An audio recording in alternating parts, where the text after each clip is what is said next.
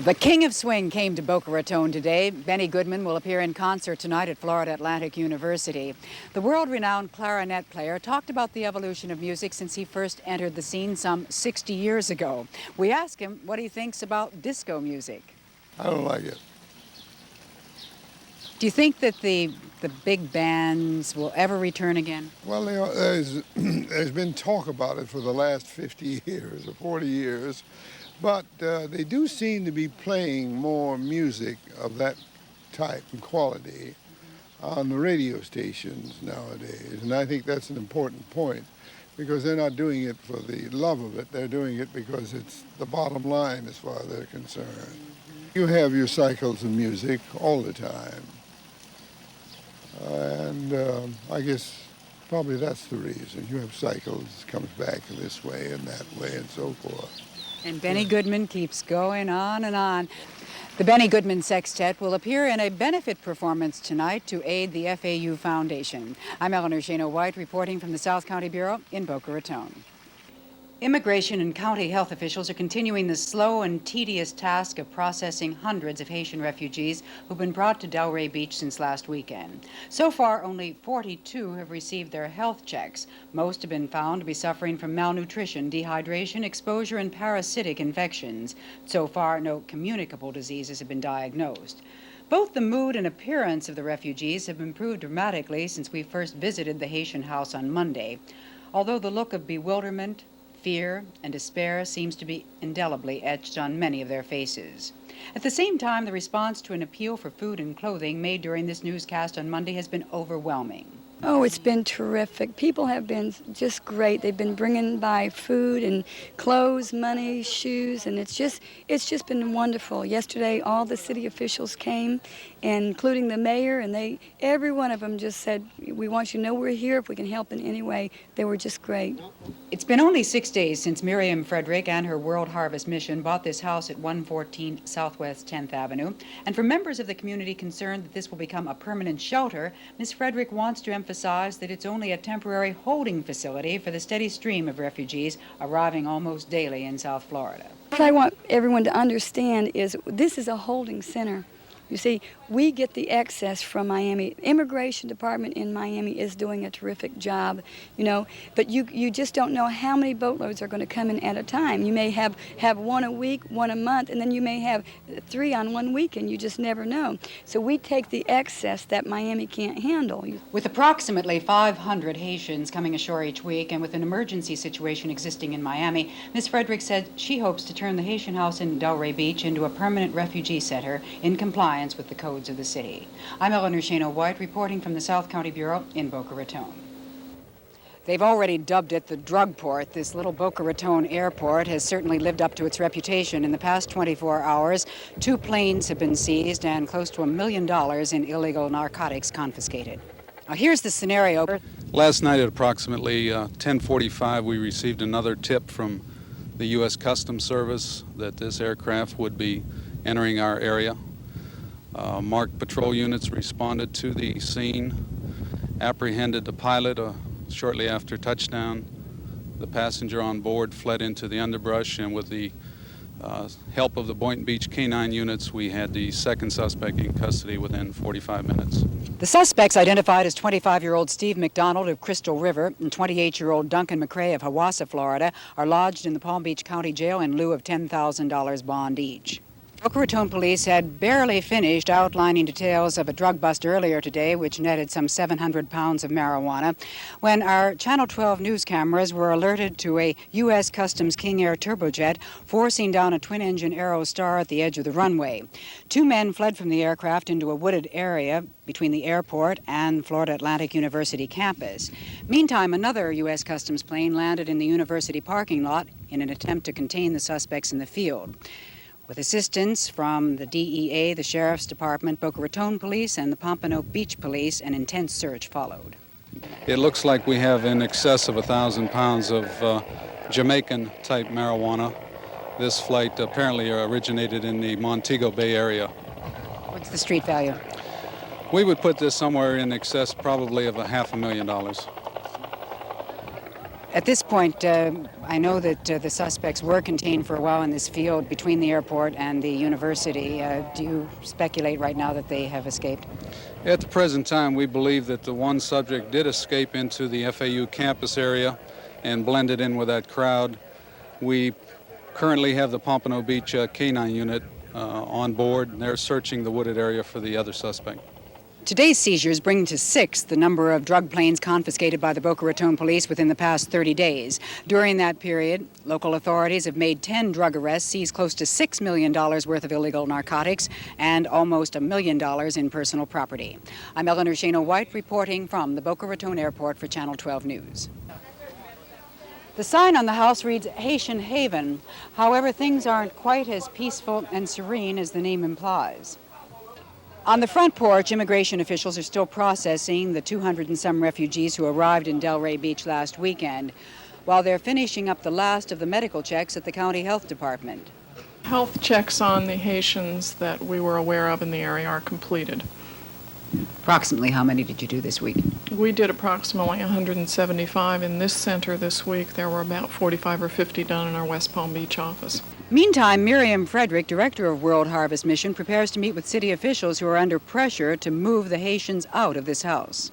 Because of some community pressures, I just feel like it would be better if we moved out into a little more remote area, that they could have a little more freedom and we're not really, walking on ice. And because of the few, I just feel the pressure to just move out. Where are you going to move? We're looking at several locations right now towards Hagen Ranch Road, but nothing's definite right now, but we will be moving. This group will be taken back to Miami by U.S. immigration officials, all of which may relieve some of the concern expressed by neighbors on 10th Street. I've been here 30 years, and I've never seen anything like this. I have color lives right next door to me. I don't mind them. They don't bother me one bit because I'm living next door to them, but I don't think that 264 in one place is right. You want the Haitians to leave? Well, I don't want them to leave, no, but I want them to have a place of their own. So like the Haitians themselves, the future of this house on Southwest 10th Street is uncertain. Contrary to earlier reports that it was owned by the World Harvest Mission, Channel 12 learned today that it was actually purchased on March 14th by Jim Winchester for $75,000. Jim's wife, Jackie, is the supervisor for the Bureau of Elections for Palm Beach County. I'm Eleanor Schano-White reporting for Channel 12 News in Delray Beach. The dramatic increase in illegal drug trafficking prompted a special meeting this morning at the Boca Raton Airport. Police Chief Wayne Wright, FAU Vice President Dr. Dennis Nicewander, City Councilwoman Carol Hansen, and Boca Aviation Director Bob Jeter all agreed that the situation calls for tighter security measures. I think the major thing that happened at the meeting this morning is that Mr. Jeter from Boca Aviation will be meeting tomorrow with officials from FAA to implement a curfew here at the airport between the hours of 10 p.m. and 6 a.m. in the morning. The security that we're looking at are at the fences and the gates leading into the operations itself, and working with the chief of police on certain drug traffic problems out here. I think in time this will be almost eliminated. The specifics of the proposal Jeter referred to include the installation of a security fence around the perimeter of the property, gates at 2 access roads which would be locked after dark, and keeping the airfield lighted at night. Now, in recent weeks, local citizens have charged that a total lack of security at the uncontrolled airport has made it a prime target for smugglers bringing drugs into South County. In related news, even though the principal responsibility for tracking down illegal drug traffickers lies with the Drug Enforcement Agency, the IRS is frequently called in to assist. We have a special program here in Florida where we cooperate with DEA and other law enforcement agencies that when they make an arrest and there's large amounts of cash involved, we will check out the doper's tax filing records, see if he's filed returns or if he's filed accurate returns. Generally, he has not filed, and he has not filed accurate returns if he has filed. And then we'll set up what we call a jeopardy or termination assessment. We'll terminate his tax year at that point of time and assess the tax and take the money. DeWitt explained that the IRS collected more than $21 million last year from narcotics violators in South Florida. Well, finally, a 21-year-old Boca Raton woman has become the city's 7th traffic fatality victim so far this year. Dorothy Moore of 1570 North Dixie Highway was struck and killed last night while attempting to cross the street in the 800 block of North Federal Highway. The driver of the car has been identified as 29-year-old Dorothy Kruter of Boca Raton. No charges have been filed pending the outcome of an investigation. I'm Eleanor Schano-White reporting from the South County Bureau in Boca Raton. 9 Haitians were picked up wandering along A1A in Boca Raton this morning. The story is so routine, just more numbers to many, that it's hardly considered news anymore. However, what is happening to these people and to the people trying to help process them is news. Here's a case in point. Due to the steady stream of immigrants coming ashore, the U.S. Border Patrol has been working round the clock, spending $9,000 a day to house the refugees, and at this point admit they're barely able to function. As a result, it was almost 12 hours before they could get to Boca Raton today to pick up the latest group. In the meantime, the responsibility of caring for the Haitians rested on local authorities. We rounded them up about 1:30 this morning, and because because Border Patrol is busy throughout the whole South Florida area, it means that our agency has to take care of those 9 Haitians until noon today. It is extra work naturally, but they're people from another country and you have to take care of them. You can't just let them wander around. We have our EMTs from the fire department respond and check them out for any dehydration or exposure to the elements, and then we keep them here, feed them if they're going to be here any length of time until Border Patrol can pick them up and take them off our hands. Even Border Patrol equipment is beginning to wear out. The bus sent to pick up the Haitians today broke down on the way. These 2 1973 cars in poor running condition had to be used to take the immigrants to the nearest processing center. Meantime, the Border Patrol and local police aren't the only ones caught in the middle of the crunch. The county health department in Delray Beach processed 40 Haitians yesterday. In addition, they're waiving the normal 6-month residency requirement for medical assistance and instead providing aid to any Haitian who needs treatment, thus creating a backlog in their normal programs. So the care and feeding of Haitian immigrants is creating a burden on just about everyone involved. And the question being asked is how much longer can South Florida handle the job alone without help from Washington? I'm Eleanor Schano-White reporting from the South County Bureau in Boca Raton. A Florida Highway Patrol homicide investigator is looking into a fiery 4-car auto collision last night in Boca Raton, which left 1 man dead and 4 others injured. According to reports, Harry Savage, an off-duty sheriff's deputy, was driving a patrol car west on Palmetto Park Road at a high rate of speed when he tried to turn north onto Powerline Drive, lost control of the vehicle. The dead man has been identified as 67-year-old Ernest Eisner of Boca Raton. No charges have been filed pending the outcome of the investigation. Well, if all goes well, Palm Beach Junior College will have a campus in Boca Raton at Florida Atlantic University. Yesterday, Dr. Easy, president of Palm Beach Junior College, met with Dr. Creech, president of Florida Atlantic University, and decided on a parcel of land that the university would give to Palm Beach Junior College for future development. The land has to meet final approval of the Board of Regents for the state of Florida. The 10-acre tract under discussion is near the intersection of St. Lucie Boulevard and Florida University Boulevard near the Boca Raton Airport.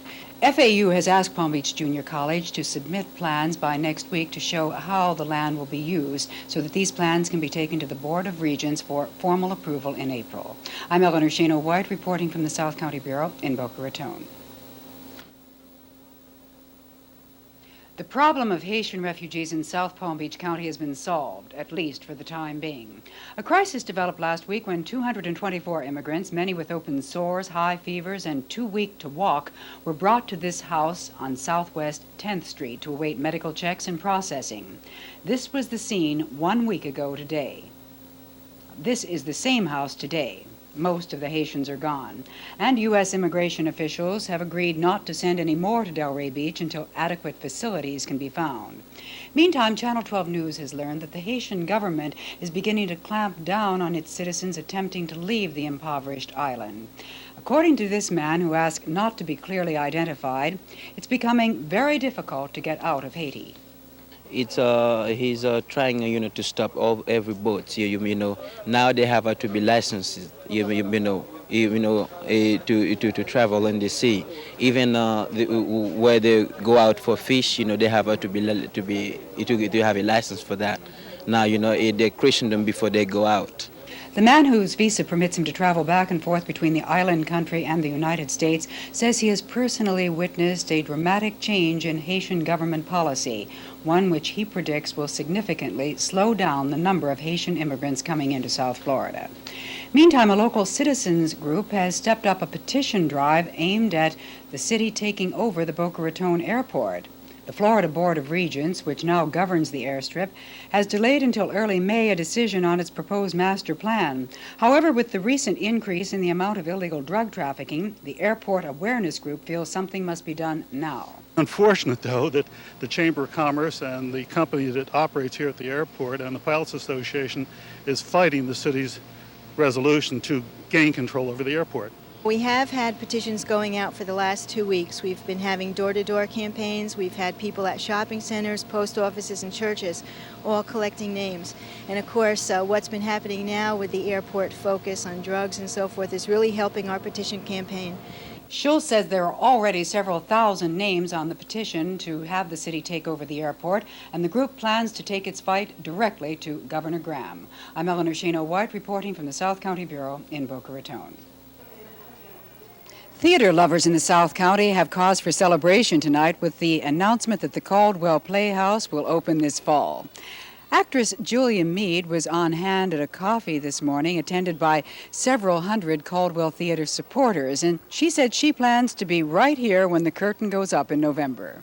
There was such quality work coming from the Caldwell Playhouse that this has got to be the natural second step. It's like Topsy, it's just growing. It certainly doesn't look like much right now, but before long, this space right here in the south end of the Boca Raton Mall is going to be converted into a 250-seat live theater. We have worked since June the 11th to get to this point, and finally, in only 9 months after that, the demise of the theater, it's getting born again, and I'm like a proud father, I guess. Have you selected your opening play yet? I feel we need to open with Kaufman in Heart. Either You Can't Take It With You or The Man Who Came to Dinner.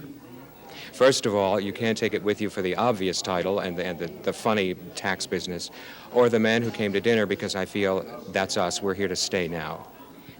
Even though the Caldwell Playhouse met its financial goal of $200,000, inflation has added another $50,000 to construction costs. This is not going to interfere with our moving right ahead. When do you expect construction to begin? Actually, we expect construction to start within a minimal period of just within the next few weeks. So the fundraising drive is going to continue while work gets started on the new theater in the mall. I'm Eleanor Schano-White reporting from the South County Bureau in Boca Raton. Boca Raton is one of the fastest growing cities in the United States, but according to a consultant's report, unless the downtown commercial district implements a multi-million-dollar revitalization program right now, it'll be unable to compete with the rapid development going on to the west. The total cost of the renewal project is $29 million. The first step calls for the construction of 2 multi-level parking garages plus extensive landscaping.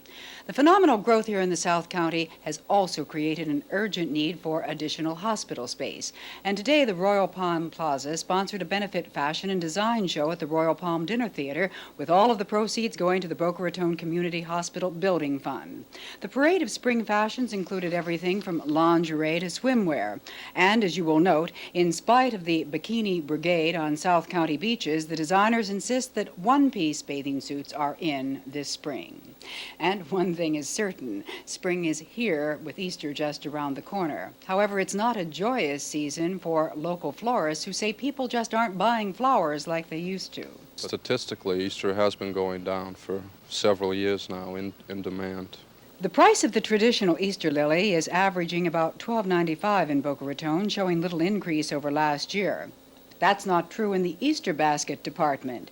The price of homemade chocolate is up about 25 cents a pound, but despite increases, candy store owners say business is good. I don't think it has any effect. It's selling real well.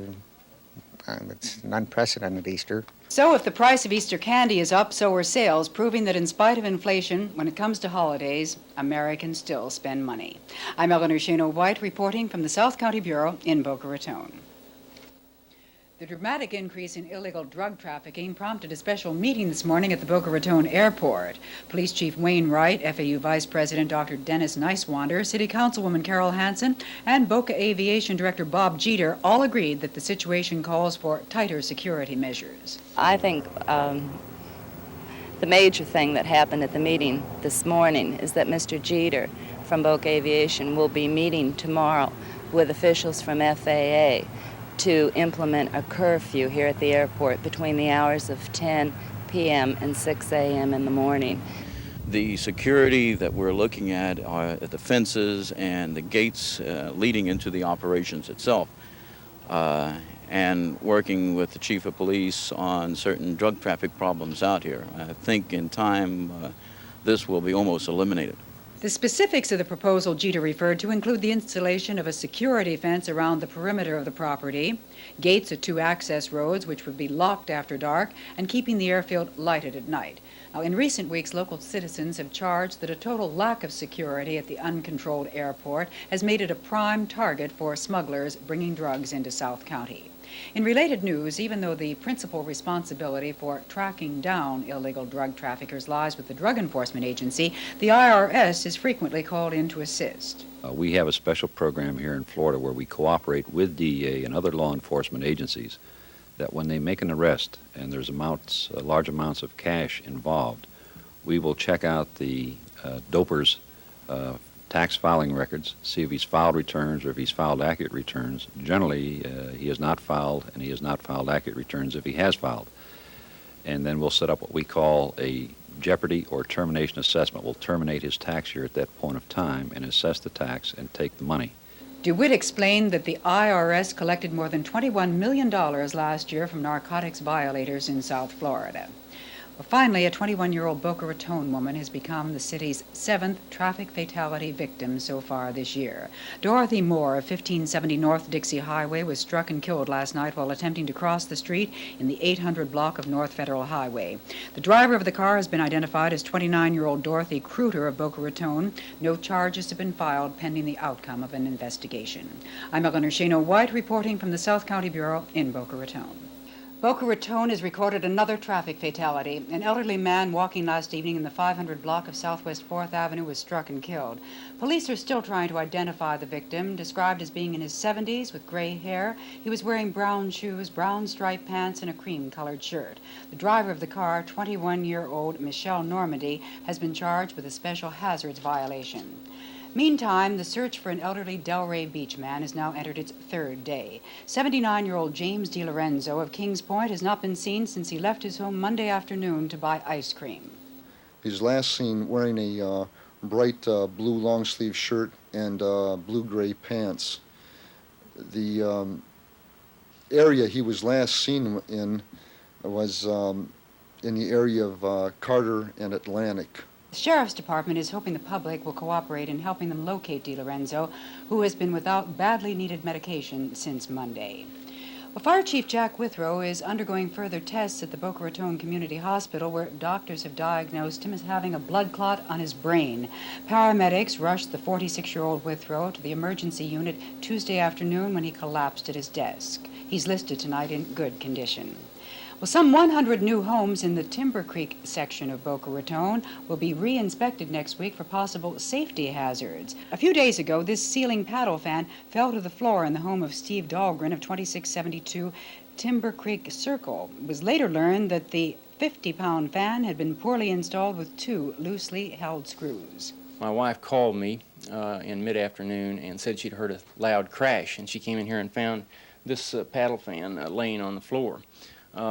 We've been told that there's a city building code here that was violated in that the electrical portion was not installed or grounded properly, and that certain metal plates were not installed or found to be installed when the paddle fans were taken down. However, interestingly enough, apparently there is no specific requirement that the fan has to be hung with anything more than 2 screws. Ted Slater, Chief Code Inspector for the city, plans to conduct an investigation into possible building code violations in Timber Creek, where many of the homes, which average in price from $100,000 to $200,000, were built by contractor Henry Russell and Associates. Channel 12 News tried to contact Mr. Russell for comment, but we learned that his telephone has been disconnected. I'm Eleanor Schano-White reporting from the South County Bureau in Boca Raton. There are still few details available concerning the death last evening of a Deerfield Beach man who was fatally shot by a Deerfield police officer. According to the sketchy reports, 19-year-old Willie James McDonald of 190 Southwest Seguet Avenue was fatally shot by the police officer when his gun discharged while he was conducting a routine gambling investigation. The officer, who has not been identified, has been suspended with pay pending the outcome of an investigation. Meanwhile, an elderly man who was struck and killed while walking in the 500 block of Southwest 4th Avenue in Boca Raton Wednesday night has been identified as 89-year-old Kenneth Lindsley of 431 South Camino Real. According to police reports, Mr. Lindsley had just moved to the city at 2 o'clock in the afternoon of the day in which he was killed. The driver of the car, 21-year-old Michelle Normandy, was charged with a special hazards violation.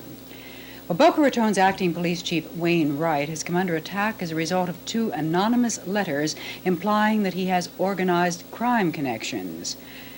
The typewritten letters allege that while Wright served as part-time security supervisor at the Boca Chica Country Club, he developed a close personal relationship with owner Calvin Covens, a reputed underworld figure. I find it difficult to respond to an anonymous type letter writer who is obviously out for a personal character assassination. It's very difficult to deal with this type of phantom sickness. Have you ever had any meetings with Mr. Covens, anything that could be interpreted as a close personal relationship?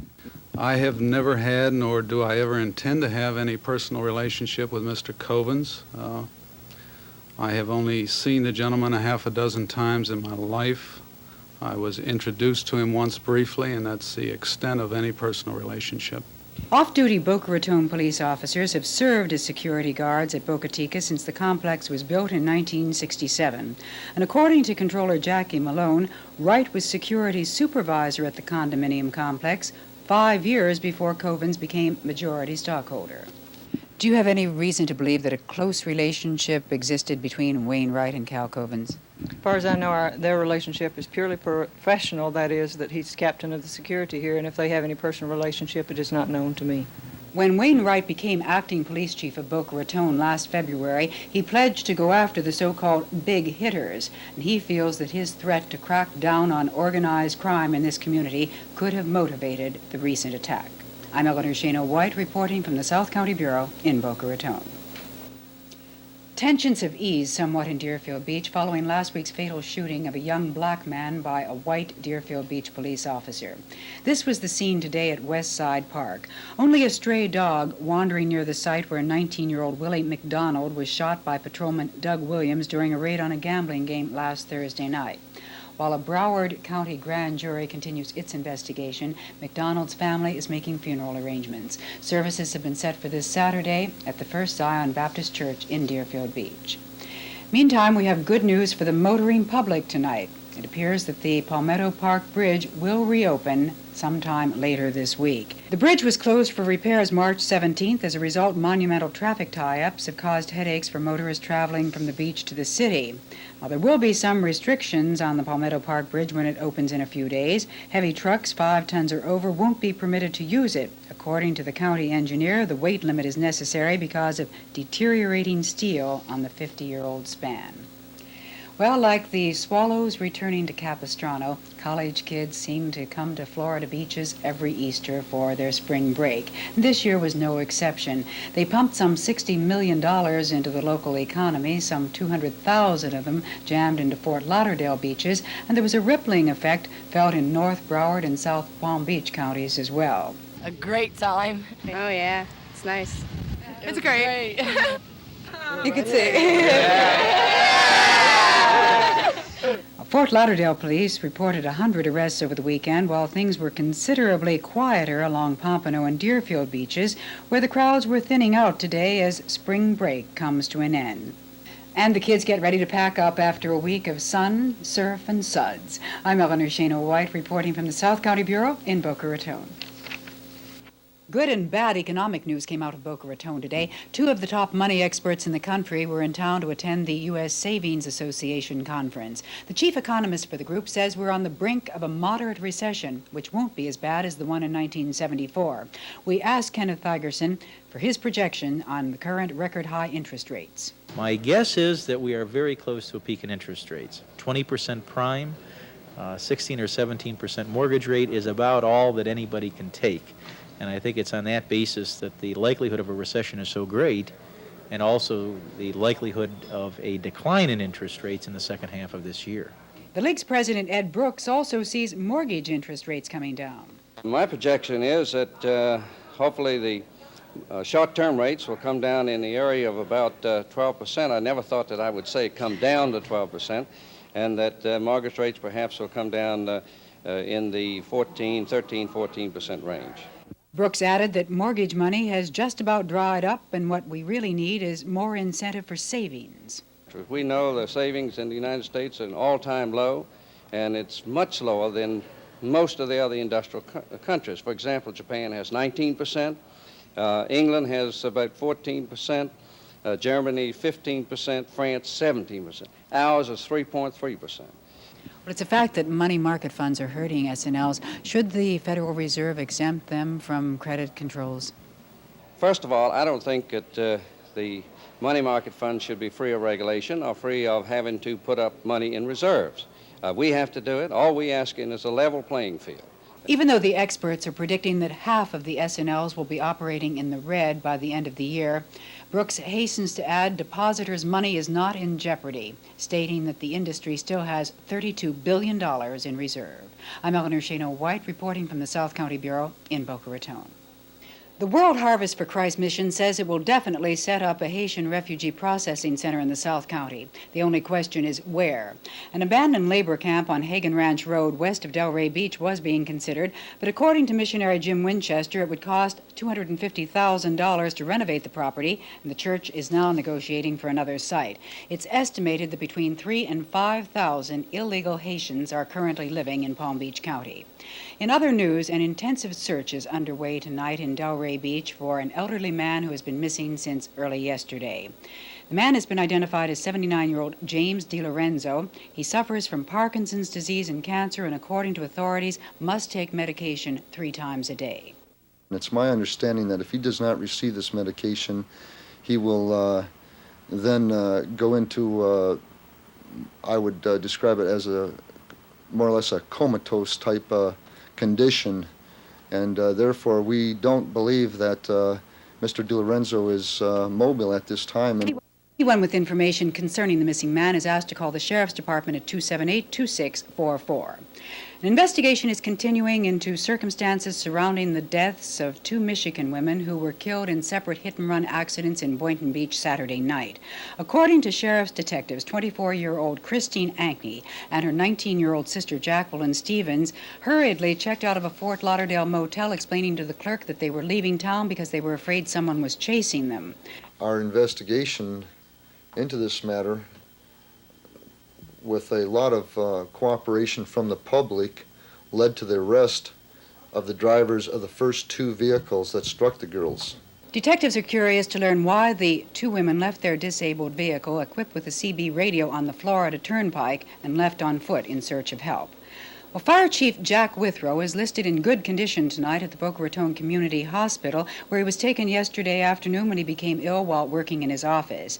A hospital spokesman would neither deny nor confirm reports that Withrow may have suffered a minor stroke. Withrow has been under a lot of pressure since February when a consultant's report criticizing the operation of the fire department was released. And finally, City Council is considering an emergency ordinance to restrict the use of water in Boca Raton. I think it would be very helpful to have a water usage restriction plan to cover us when we do encounter a dry spell like we just experienced. Last week, the city's water plant pumped 32 million gallons of water a day, which is near capacity. And although the lack of rainfall during March was a factor, urban growth is cited as the main reason for the city's water problems. I'm Eleanor Schano-White reporting from the South County Bureau in Boca Raton.